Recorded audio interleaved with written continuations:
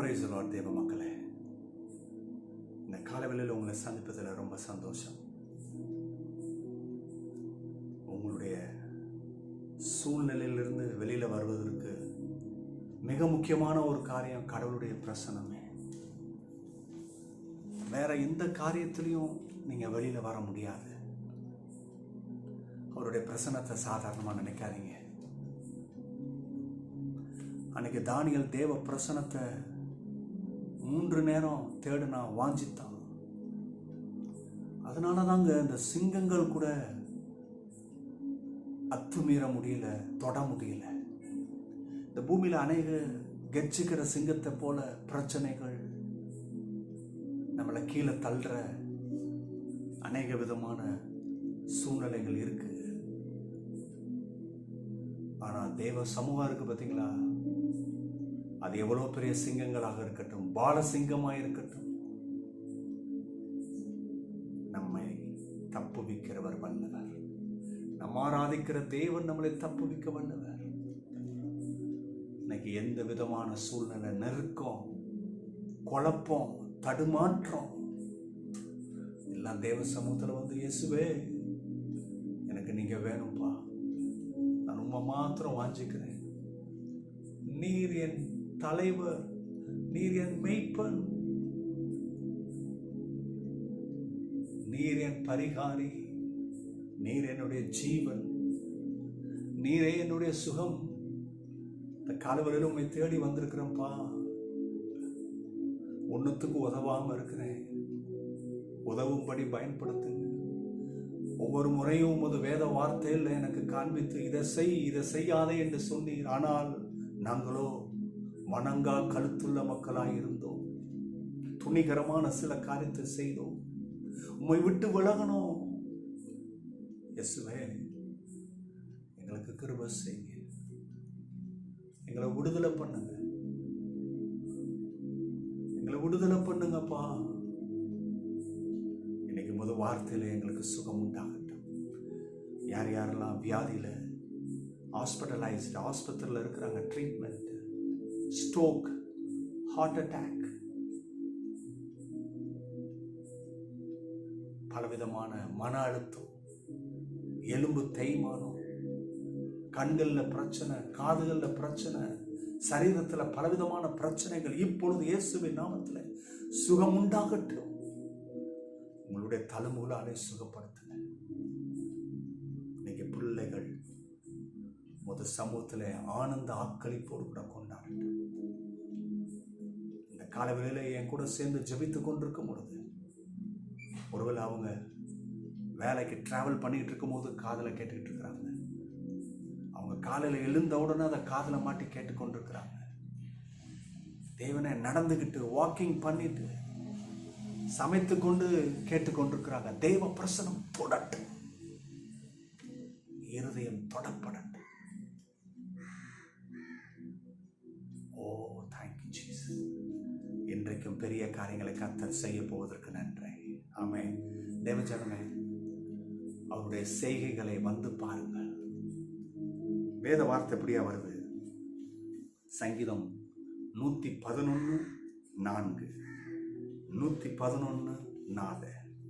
அவர் தம்முடைய அதிசயமான செய்கைகளை நினைவு கூறும்படி செய்தார். கர்த்தர் இரக்கமும் மன உருக்கமும் உள்ளவர். எவ்வளோ ஆச்சரியம்! இந்த சங்கீதக்காரர் எப்படி பிக்சர் பண்றாருன்னா, அவர் தம்முடைய அதிசயமான செய்கைகள் நினைவு கூறும்படி செய்கிறார். அதாவது மறக்கவே முடியாது, அது போல இனிமேல் யாரும் செய்ய முடியாது, அப்படி ஒரு காரியத்தை செய்கிறார். அன்னைக்கு சிறுவர் ஜனம் செங்கடலை கடந்தாங்க, செங்கடலை பழந்தாரு பாருங்க. அன்னைக்கு யோர்தான் நதி அது போல பிளந்தது. அன்னைக்கு எரிகோ வால் வெறும் துதியில, பாட்டுல, இடிக்கல, எந்த சரீரத்திலிருந்து 1 இன்ச் முயற்சியில, ஒன்லி பிரைசிங். எவ்வளவு அதிசயமான காரியம் பாருங்க. நினைவு கூறுங்க. இதெல்லாம் நினைச்சு பார்த்தீங்கன்னா கர்த்தர் நமக்காக எவ்வளவு பெரிய காரியத்தை செய்யறாரு. இதெல்லாம் நடக்கிறதுக்கு வாய்ப்பே இல்லை. ஆனா எது நடக்கிறதுக்கு வாய்ப்பு இல்லையோ அதை எடுத்து செய்யறாரு. சாப்பாடுக்கு மன்னாவை கொடுத்தாரு, காடையை கொடுத்தாரு. எவ்வளோ காடைகள் பழுகி பெருகி அவருடைய பிள்ளைகளுக்கு கொண்டு வந்து கொடுக்குறாரு. இது நான் உண்மைன்னு சொன்னா உங்களுடைய வாழ்க்கையில் அந்த அதிசயமான காரியத்தை செய்வாரா இல்லையா? இன்னைக்கு நீங்க நாளைக்கு எப்படி இருப்போம்? நாளைக்கு நடக்குமா? என் சூழ்நிலை மாறுமா? இந்த நெருக்கத்தில் இருக்கிறனே, ஒரு முன்னேற்றத்தை பார்க்க முடியலையே, சில ஆசீர்வாதங்களை சுதந்திரிக்க முடியலையே. இந்த அதிசயமான செய்திகளை நினைவு கூறுங்க. இது உண்மைனா உங்க வாழ்க்கையில அதிசயம் கர்த்தர் செய்ய முடியாதா? கண்டிப்பா செய்வார். ரெண்டாவது, எப்படி அவர் செய்வார்னு சொன்னா, அவர் இரக்கம் உள்ளவர், மன உருக்கம் உள்ளவர். ஓ தேங்க்யூ ஜீசஸ். அவருக்கு இருக்கிற இரக்க குணம் போல யாருக்கும் கிடையாது. அவர் நமக்கு இறங்கல, இன்னைக்கு நம்மனா அப்படி உட்காந்துருக்க முடியாது. அவர் நமக்கு கல்வாரியில அவ்வளவு மன இறங்கல. அவர் அடிச்சாங்கங்க, துப்புனாங்கங்க, காரி துப்புனாங்க, எவ்வளவு அவமானப்படுத்தணுமோ படுத்தினாங்க. ஜஸ்ட் அவங்கள பார்க்க கூட வேணாம், நீ என்னை அடிக்கவா செய்யறன்னு நினைச்சாலே போதும், அவர்கள் அதே இடத்துல பஸ்வமாகி போய் கொடுத்துருப்பாங்க.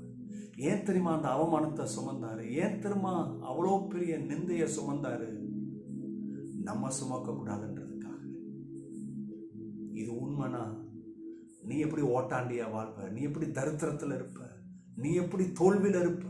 நீ எப்படி அதிசயத்தை பார்க்க முடியாம போகும்? எப்படி நன்மையை பார்க்காம போக முடியும்? இதெல்லாம் பார்க்க கூடாதுன்னு தானே அவர் சுமந்தார். அப்போ என்ன பண்ணணும்? ஒருவேளை தோல்வி போல இருக்கு, ஒன்றும் நடக்கல, ஆனா இருக்கிற இடத்துல கர்த்தரை நம்ப. இல்ல ஆண்டவரே, சூழ்நிலை போய் சொல்றது மாறும், என் சூழ்நிலையில் மாறும். ஏன்னா நீர் எனக்காக பாடுகளை சகித்தீர், அவமானங்களை சகித்தீர். அது உண்மைன்னு சொன்னா நான் இந்த ஜீவியத்துல, இந்த சதாப்தத்துல நான் அவமானத்தை பெற மாட்டேன்.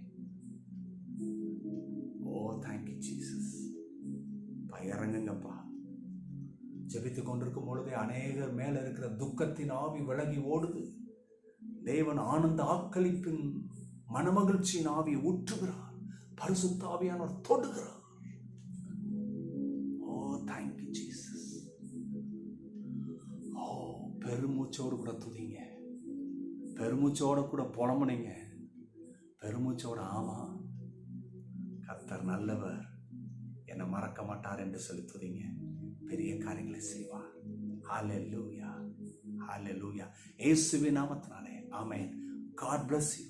நீங்கள் ஆசீர்வதிக்க